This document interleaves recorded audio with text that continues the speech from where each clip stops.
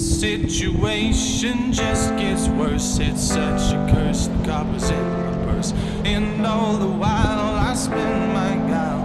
Well, the people tell me to smile. It ain't the business what my wish is, or my thoughts, or what my risk is. 'Cause I work too long today to earn my bread so I can pay my way. And all the thoughts spin in my mind, telling me I gotta find the time. And all these tears drift from my face, while the fear fills this place. And I find it hard to carry on when I've been down so damn long. Oh, give me something I can believe in.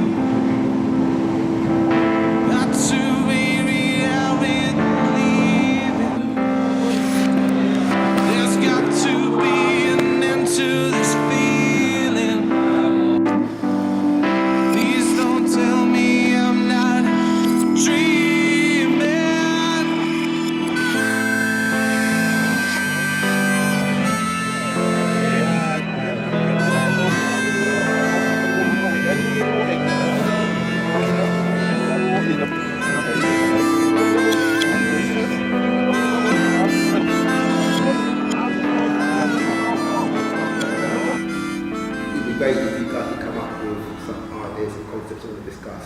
For example, freedom. Today we're going to look at do human beings have free will? Yeah. Because you choose to do something, to be somewhere, to do something. It's not like you are like being transported and you're in that position. No ways, man. You could go down one street, like, and this also happens to me, like, I normally take one route, but then a thought will pop into my head, and I walk down that road, just by the thought popping into my head. Not really by choice, the thought just popped in, and I sort of like, my body just took me like one motion.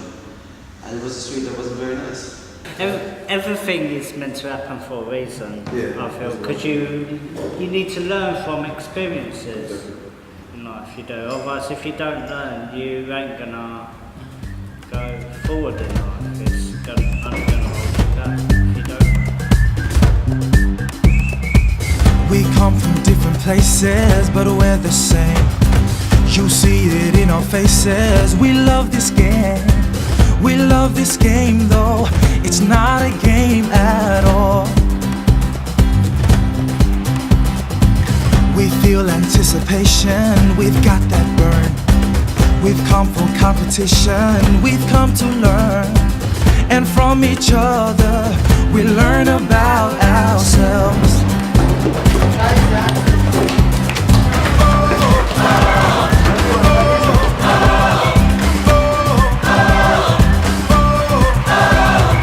We got style, we got game, we have come to play.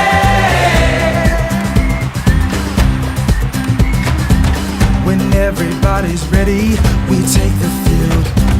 Our hearts are strong and steady, it's all so real. And this field of playing now becomes a field of dreams.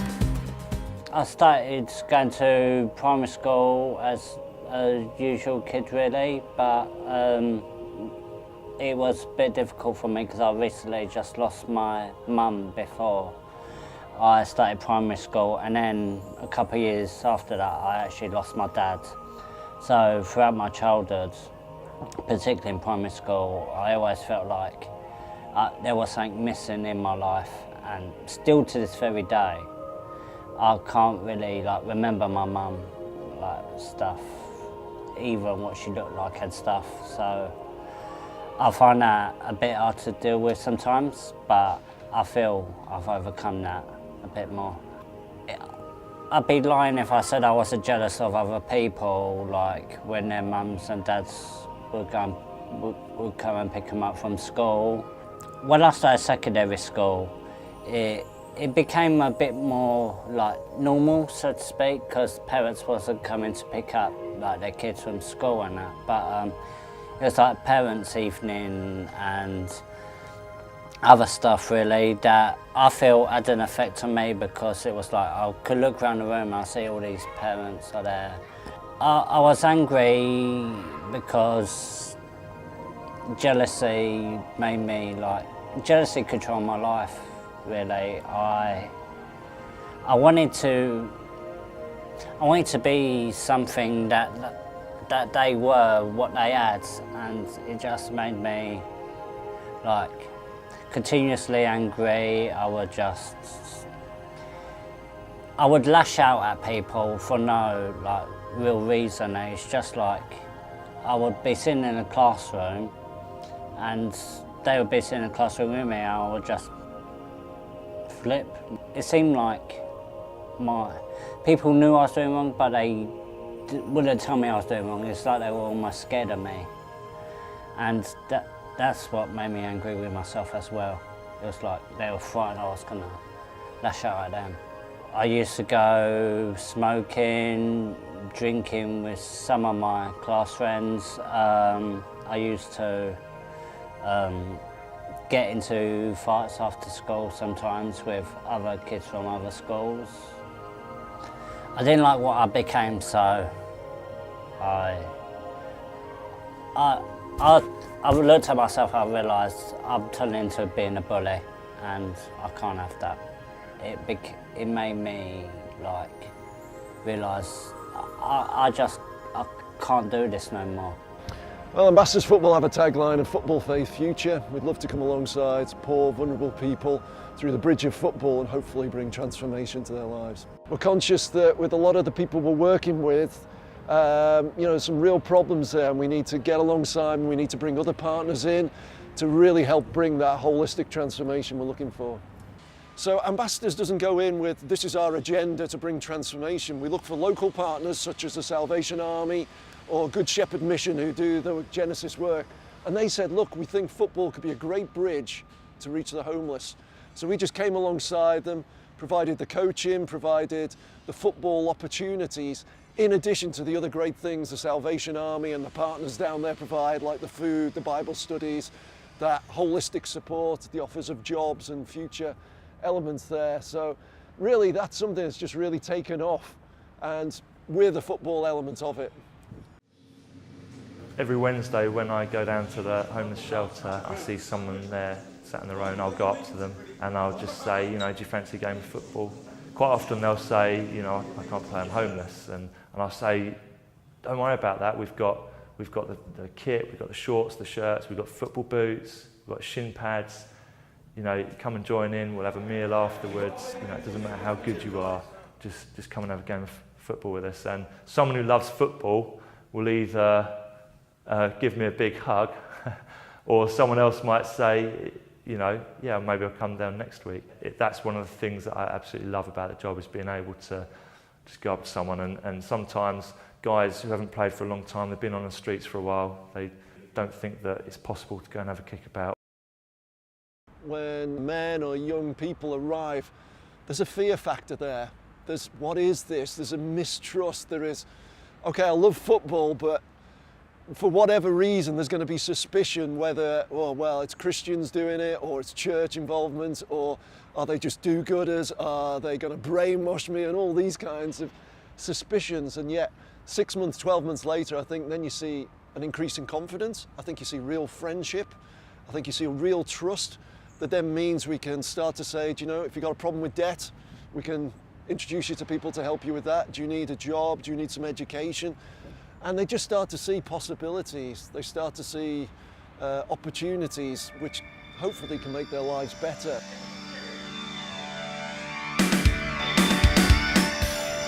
I know if I was put into a care home, I would have been in and out of prison literally all my life. Still to this very day, I know I'll be in and out of prison. Rob, obviously, with the transformation in his life, someone who probably faced a life of in and out of jail and crime, came along to the Genesis project, and just seeing the transformation in his life, new hope, new work, new education, being giveaway, it's just fantastic.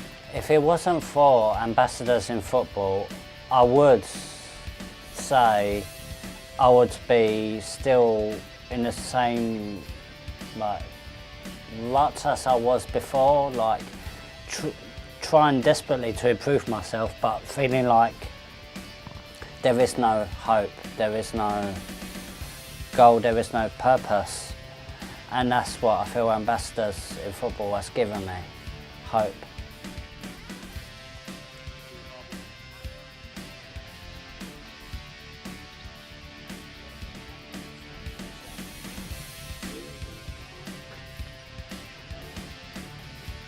I've been an Arsenal fan since like 5 years old, and Arsenal Football Club, they're just such a... People support teams for a certain reason. For me, Arsenal Football Club just represents class. They play the game the right way.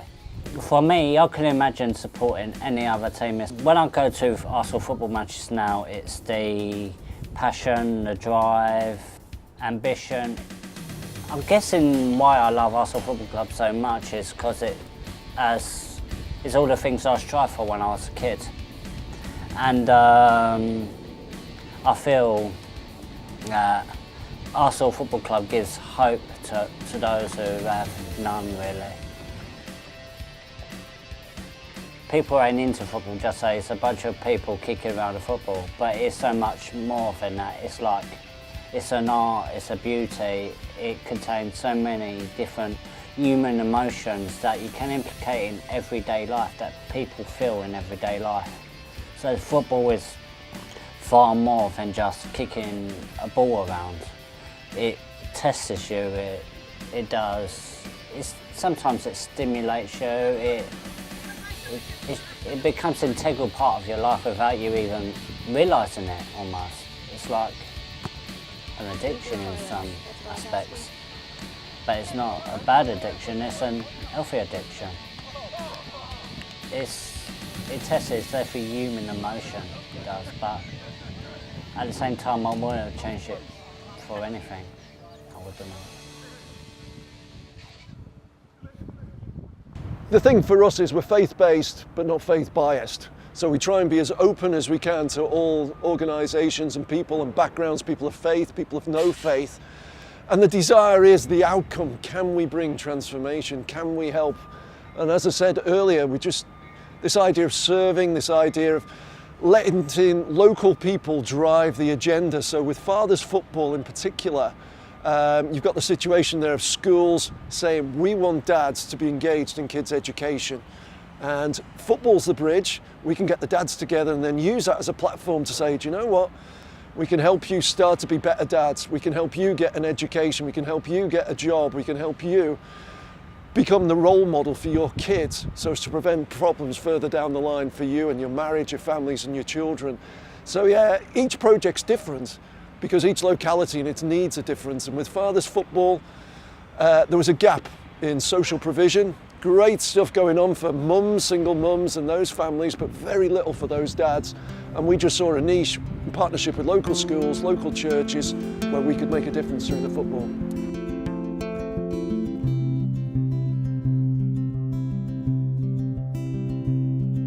Sitting in his old pickup truck, he was looking down and out of luck as the sun was going down. I hopped in, he said, how have you been? I said, I'm okay, as we drove away to the park on the edge of town. Yeah, I got it. I know he's done all he can, but sometimes we're too much the same kind of man. Driving the back streets, we arrived just after dark. I got out and set up the net as he put the van in park. Me and him, we played 3 and in with the stars in the sky for floodlights, and we were alright.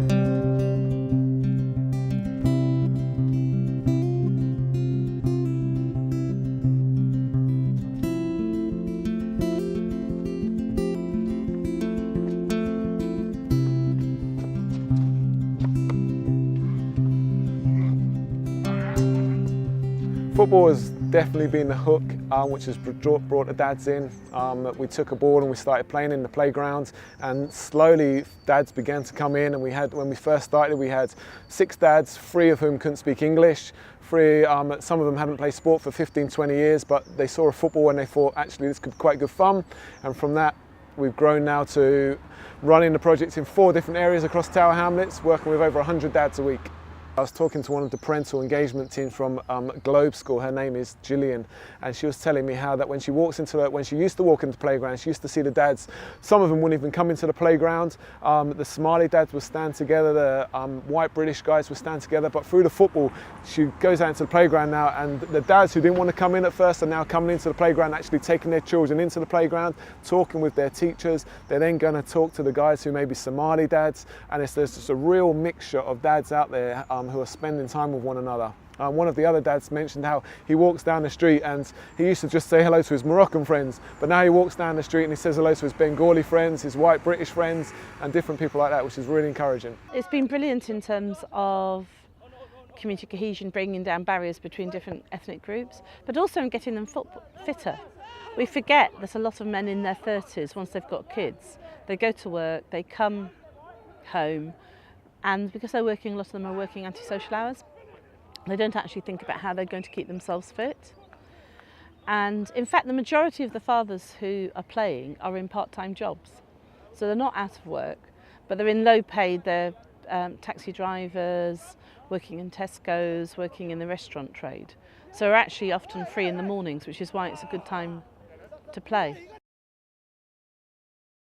I was quite a serious footballer when I was younger, and I possibly could have gone on to play professionally. In fact, my father's last words he ever spoke to me was that he was very disappointed that I never made it as a professional footballer. That's when I was 21 and he died.